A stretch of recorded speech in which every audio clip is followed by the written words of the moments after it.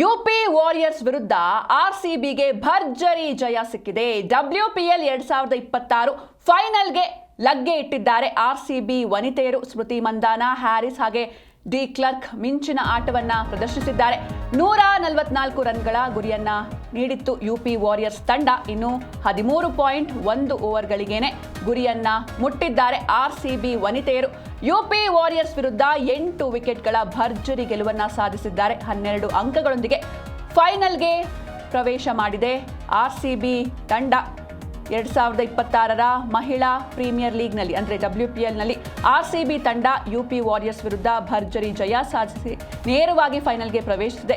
ವಡೋದರದಲ್ಲಿ ನಡೆದ ಪಂದ್ಯದಲ್ಲಿ 8 ವಿಕೆಟ್ಗಳ ಗೆಲುವನ್ನು ದಾಖಲಿಸಿದ ಆರ್ಸಿಬಿ ಗ್ರೇಸ್ ಹ್ಯಾರಿಸ್ ಮತ್ತು ನಾಯಕಿ ಸ್ಮೃತಿ ಮಂಧಾನ ಅವರ ಅರ್ಧ ಶತಕಗಳ ನೆರವಿನಿಂದ ಸುಲಭವಾಗಿ 144 ರನ್ಗಳ ಗುರಿಯನ್ನು ತಲುಪಿತು.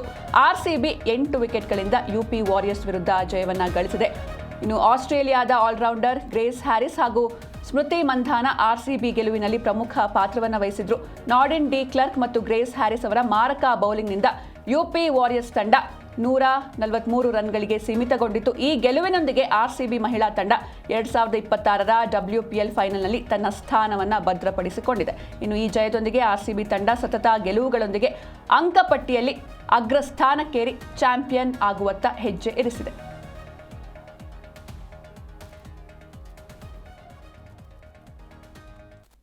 ಈ ಬಗ್ಗೆ ಹೆಚ್ಚಿನ ಮಾಹಿತಿಯನ್ನು ನೀಡ್ತಾರೆ ನಮ್ಮ ಪ್ರತಿನಿಧಿ ಮಲ್ಲಿಕಾರ್ಜುನ್ ಪಾಟೀಲ್. ಮಲ್ಲಿಕಾರ್ಜುನ್, ಇನ್ನು ಯುಪಿ ವಾರಿಯರ್ಸ್ ವಿರುದ್ಧ ಆರ್ಸಿಬಿಗೆ ಭರ್ಜರಿ ಜಯ ಸಿಕ್ಕಿದೆ, ಜೊತೆಗೆ ಫೈನಲ್ಗೆ ಡೈರೆಕ್ಟ್ ಆಗಿ ಎಂಟ್ರಿ ಕೊಟ್ಟಿದೆ. ಏನ್ ಹೇಳ್ತೀರಾ ಇದ್ರ ಬಗ್ಗೆ? ಸಿಂಚನ, ಆರ್ಸಿಬಿ ಅಭಿಮಾನಿಗಳಿಗೆ ಒಂದು ದೊಡ್ಡ ಖುಷಿ ಸುದ್ದಿ ಇದು.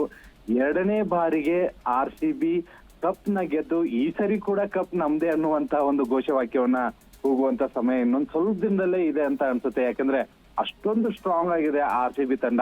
ಬಟ್ ಎಲ್ಲೋ ಒಂದ್ ಕಡೆಗೆ 2 ಸತತವಾದಂತಹ ಸೋಲುಗಳಿಂದ ಫೈನಲ್ಗೆ ಡೈರೆಕ್ಟ್ ಆಗಿ ಹೋಗ್ತೀವೋ ಇಲ್ವೋ ಅನ್ನುವಂತ ಒಂದು ಆತಂಕ ಇತ್ತು. ಯಾಕೆಂದ್ರೆ ಬೇರೆ ತಂಡಗಳು ಕೂಡ ಒಂದ್ ಸ್ವಲ್ಪ ಕಾಂಪಿಟೇಷನ್ ಕೊಡ್ತಾ ಇತ್ತು. ಬಟ್ ನಮ್ದು ಪ್ಲಸ್ ರನ್ ರೇಟ್ ಅಲ್ಲಿ ಇರೋದ್ರಿಂದ ಇಲ್ಲ ನಾವೇ ಹೋಗ್ತೀವಿ ಅಂತ ಅನ್ಕೊಂಡಿದ್ವಿ. ಬಟ್ ಈ ಒಂದು ಮ್ಯಾಚ್ ನ ಗೆಲ್ಲೋದ್ರ ಮೂಲಕ ಅಂದ್ರೆ ಯುಪಿ ವಾರಿಯರ್ಸ್ ವಿರುದ್ಧ ಏನಾದ್ರೂ ನಾವು ಗೆದ್ದಿದ್ರೆ ಡೈರೆಕ್ಟ್ ಆಗಿ ಫೈನಲ್ ಹೋಗ್ತೀವಿ, ಬೇರೆ ಯಾವುದೇ ಅಂಕ ಅದನ್ನೆಲ್ಲ ನೋಡ್ತಾನೆ ಇರ್ಲಿಲ್ಲ.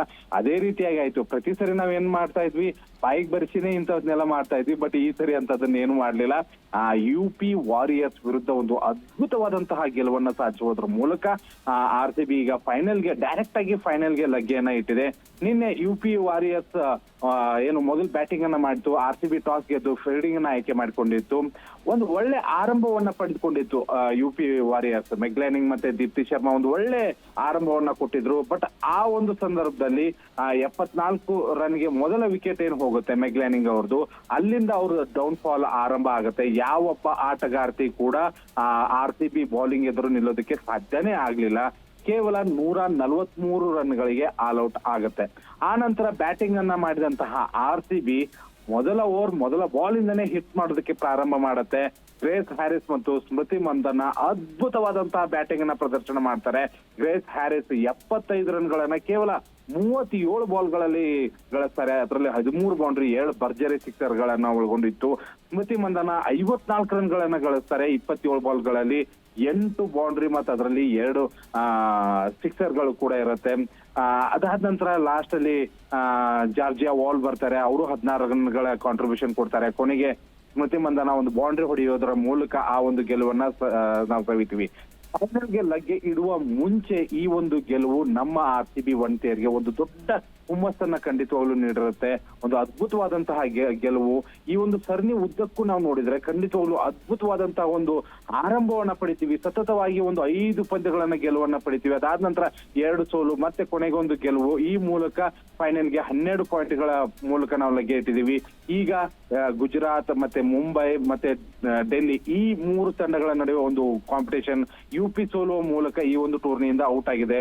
ಇನ್ನು ಗುಜರಾತ್, ಮುಂಬೈ ಮತ್ತು ಡೆಲ್ಲಿ ಈ 3ರಲ್ಲಿ ಎರಡು ಸೆಮಿಫೈನಲ್ ಆಡಿ ಅವು ಫೈನಲ್ಗೆ ಯಾರು ಬರ್ತಾರೆ ಅನ್ನೋದನ್ನ ನೋಡ್ಬೇಕು. ಬಟ್ ಆರ್ಸಿಬಿ ತಂಡದ ಬ್ಯಾಟಿಂಗ್, ಬೌಲಿಂಗ್ ಮತ್ತೆ ಆಲ್ರೌಂಡರ್ ಪ್ರದರ್ಶನವನ್ನ ನೋಡಿದ್ರೆ ಖಂಡಿತವಾಗ್ಲೂ ಈ ಸರಿನೂ ಕೂಡ ನಾವೇ ಕಪ್ ಗೆಲ್ಲೋದ್ರಲ್ಲಿ ಡೌಟೇ ಇಲ್ಲ ಅಂತ ಅನ್ಸುತ್ತೆ ಸಿಂಚನ.